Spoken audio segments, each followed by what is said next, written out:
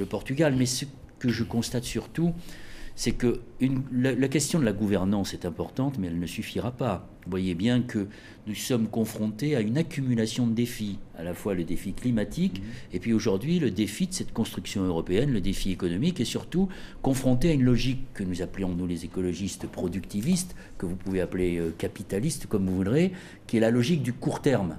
Et cette logique du court-termisme, où il faut répondre vite, et où l'argent va si vite, beaucoup plus vite d'ailleurs que les hommes que l'on empêche de progresser dans l'Europe, eh bien on se rend compte qu'on est aux limites obscènes d'un système qui est aujourd'hui mis en cause et qui est en train de s'effondrer, et qu'il faut en inventer un autre, et que les politiques ne peuvent plus rien.